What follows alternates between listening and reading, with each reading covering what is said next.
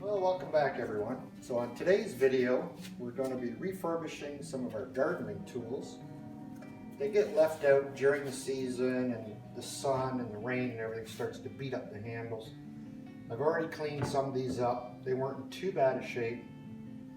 This rake is one of the older ones and I've never refinished any of these. This one has seen a lot of weather and it's in pretty bad shape. So we're going to sand the handles up. Those ones are already done. I have to do this one. And then I think we're going to clean some of the rust off of these, maybe even repaint some of them a little bit. And we'll put a new Varathane coat over them, help protect them from the weather and get a few more years out of these.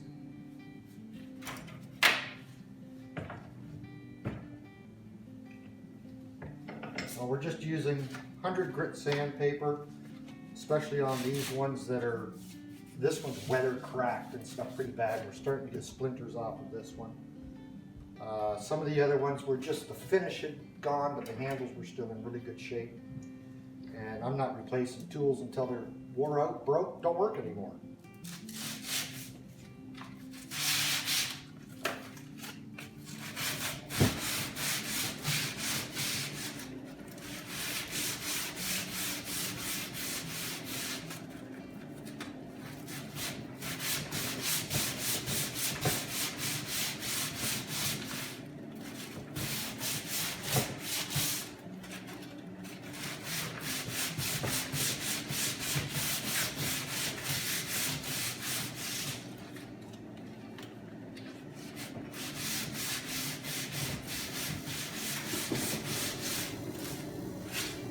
Going to turn off the shop heater. It just came on and I'm not sure how loud it might be on the video.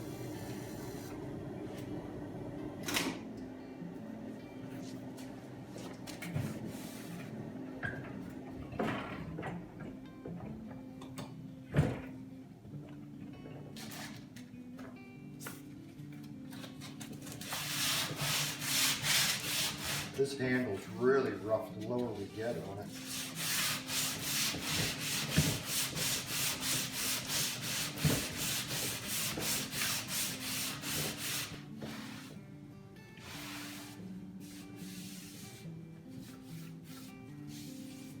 That came up a lot better than I thought it would.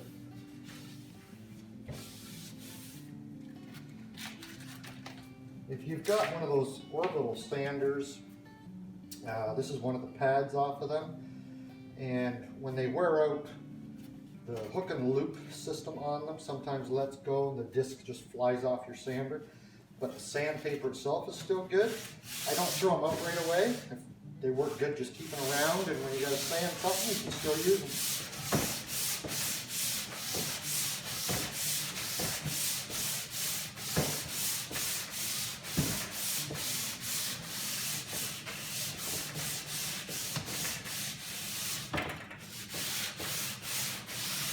And I think we're going to call that good for sanding.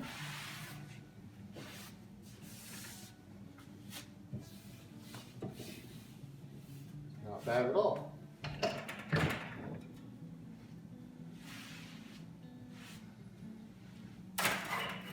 So I think we've got those all sanded up well enough to be refinished. But I need to clean up all this dust and stuff in here before we get finishing out. Another thing we need to do, this shovel is beyond refurbishing the handle. The handle itself is really cracked bad from the weather. Had a plastic grip on it and it's broken, and we had a couple clamps just temporary to get us finished the season. It worked, it held it together, but they get caught in our clothes and stuff.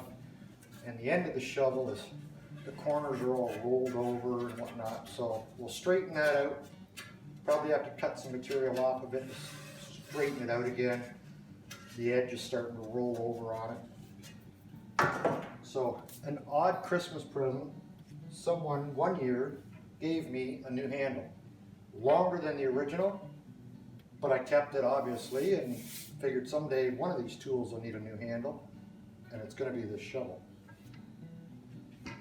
So we'll replace that. We'll have to grind these rivet heads off to get the old handle out, and we'll just attach the new one with some screws in the same hole.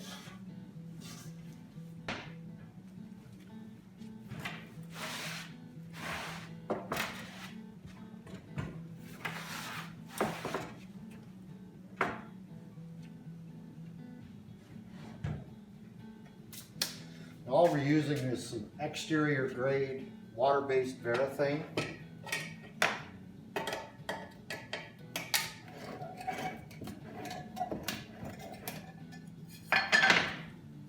Give it some protection.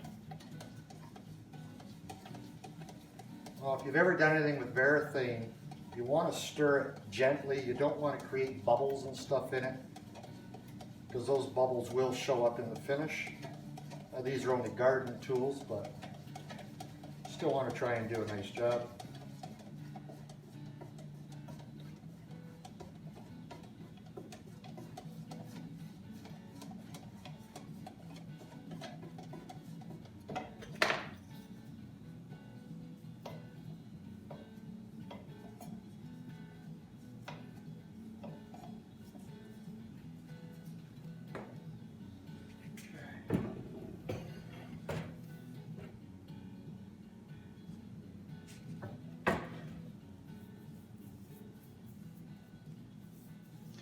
Probably going to take a couple of coats. The first one's going to soak in a fair bit because it is a water-based product. The oil-based Varathanes don't soak into the wood near as bad. They take a lot longer to dry.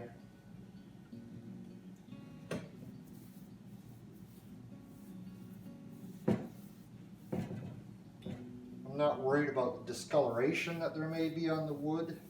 Just wanted to get it smooth so we're not getting splinters and be able to get a smooth coat of Varathane on it. Some of these, the shovels primarily, have a fair bit of rust on this spade shovel. I think we're going to try and clean some of that off too. And I've got a couple of different tools that I use when I'm removing rust from metal, because there's one in particular that I have found that is my favorite to use when it comes to stripping paint from metal. I don't find anything works as good. I'll show you what that is. Maybe we'll get out a wire brush and stuff like that and do a bit of a comparison so you can see for yourself why I've chosen one in particular. This one looks like it's getting some rust on it that we should probably clean off too. So we do a number of things around here. We don't throw anything out unless we have to. We'll try and keep fixing things up and use them, get as much use out of them as we can. Things aren't cheap to just throw out and replace. And if they get to the point where they can no longer be used for what they were intended to be used for, then quite often we'll try and think of something that we can possibly repurpose it for and use it for some other. I've acquired quite a good selection of tools over the years. Usually when a large project comes up that I'm going to tackle myself, and usually just because the expense of hiring someone else to do it would make the job out of the budget range, but I can buy the tools, do the job myself, and still save paying somebody else to do it for me, and then I have the tool to use again whenever I need it. So I've acquired a lot of tools from projects that I've done in the past. I was doing projects long before there was YouTube or even the internet, for that matter, so there was many things I've done that there'll never be videos for. Maybe someday we can do a walk around and just show you some of the stuff that I still have that I've made. Some of it I can't because it was in another home at the time. This is not just a woodworking show, although there is a lot of woodworking projects done in it. But there's a lot of other stuff I do also. This year we've got some projects planned. I'll try my first time at doing floor tiling. I've done walls, but I've never done floors, so that'll be new for me. We were going to do it last year, but other home renovations came up that were more critical, needed to be looked after. So it got put on hold.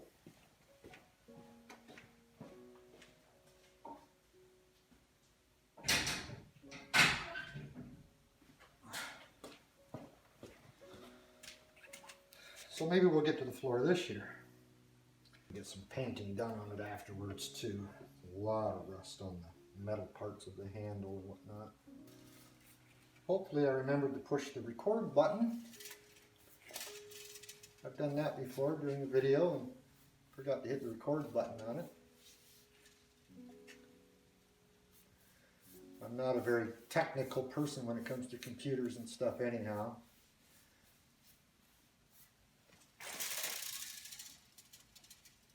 I have a cell phone and the thing never goes off. Nobody has the number. I just use it for emergencies if I get stuck on the road or something like that. It's the only reason I have a cell phone. It's getting some glare off of my light above the workbench here. It's making it hard to see. Hopefully you're not having the same problem on the video.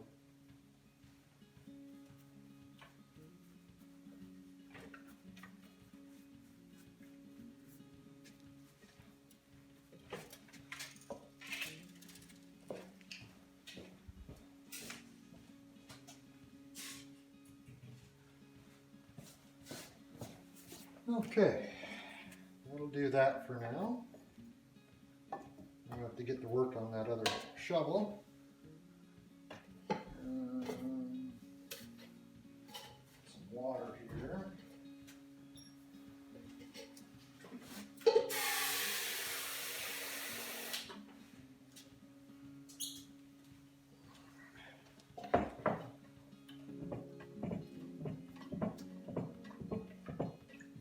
All right, now.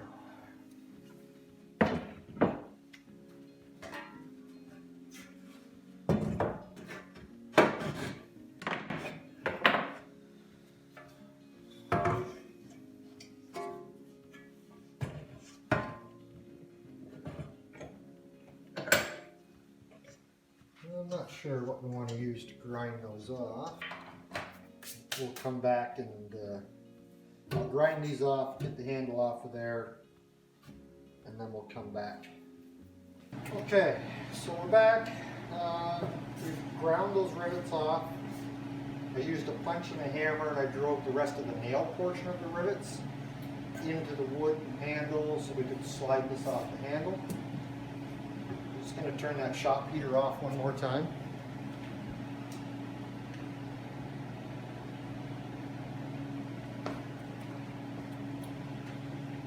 Okay, so we're ready to install the new handle on the shovel.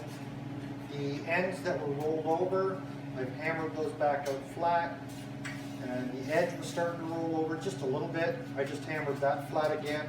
I'm not going to bother cutting or grinding any material off. I don't know why, but anytime I've worked with grinding on aluminum, other than my big 4-inch grinder, which is what I used for those rivet heads, other than that, the aluminum plugs up the grinding stone itself. I don't know if that's just the nature of aluminum, or if the grinding stone's not rough enough and it's plugging it up, but it's just a pain anyhow. So we'll go ahead and we'll get the new handle on.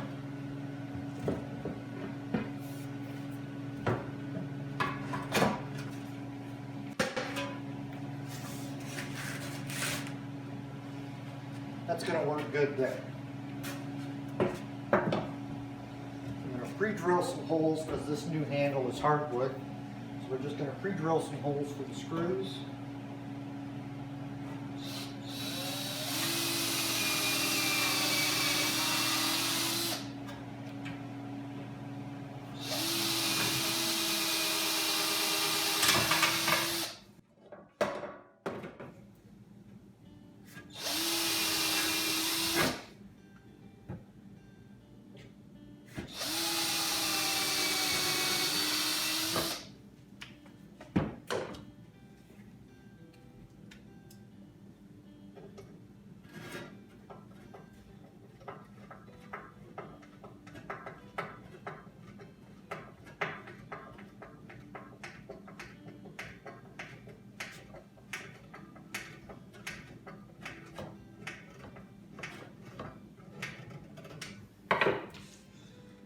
might actually put a bit in the drill, make that a little easier.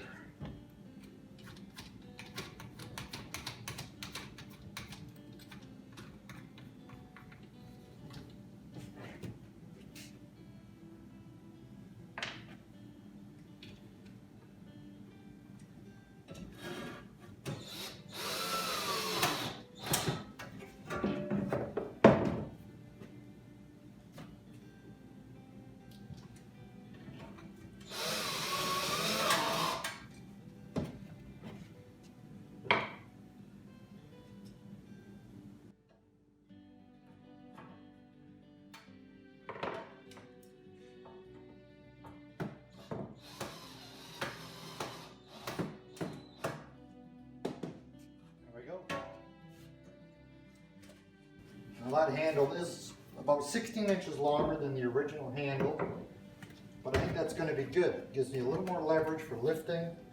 Certainly don't have to bend over near as low as I had to with the old handle that was on there, which is good because that old one was hard on the back. So that's it for that. The first coat of Varathane that we did on the other tools that you saw, they're ready for a second coat now. So we'll do that. Those will all be done. We need to come back and do the rust. I told you I would do a comparison of some rust removal tools. We'll do that now.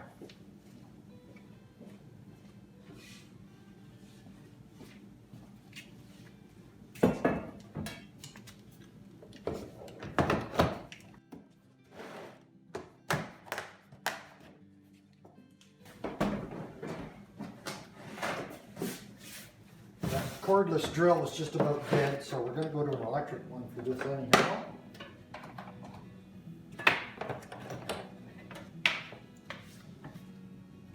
So I'll show you a wire brush. Let's see what that does.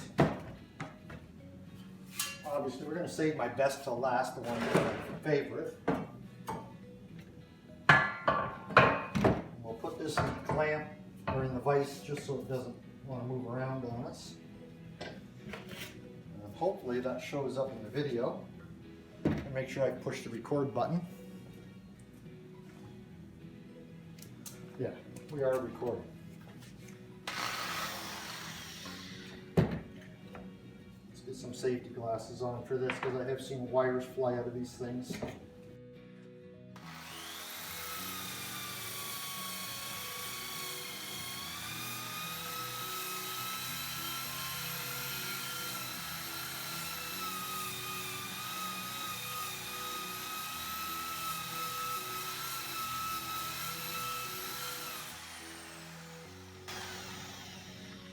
I don't know how well that shows up in the video. It removes the rust not too bad. When I hit the actual paint, you can see it just kind of polishes the paint. It's not doing anything to remove it. That's probably a baked on enamel on that shovel. I don't know. The next tool we'll go with is one of these flapper wheels. It's just a series of small sheets of sandpaper. This one was quite aggressive. I'd say it's probably an 80 grit paper that's on it.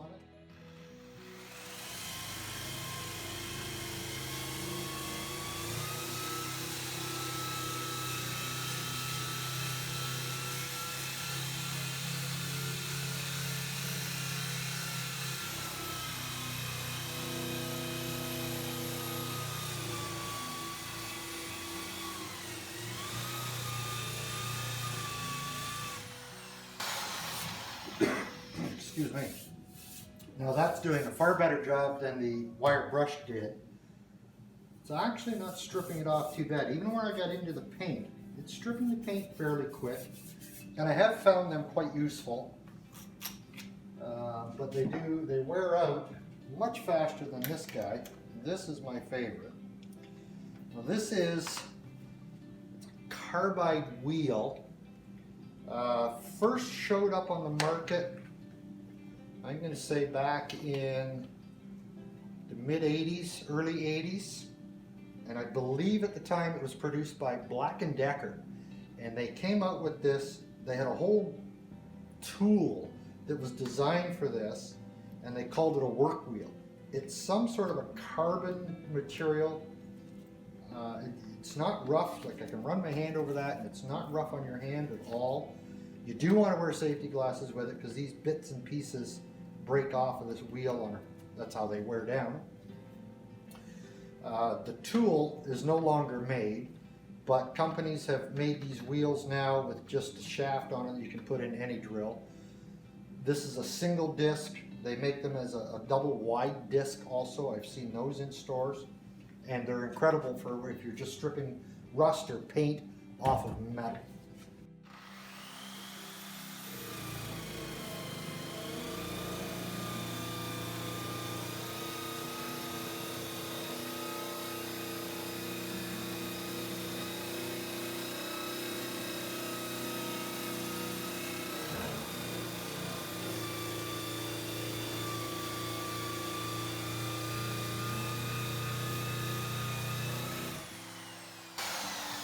So that is completely stripped right to bare metal. I don't know how well it shows up on the video,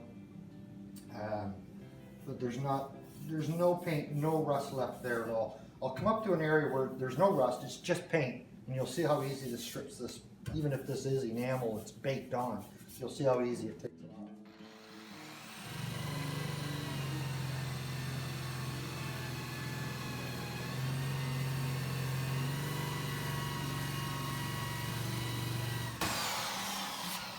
Don't know if you can see that from there. We'll do some on this side.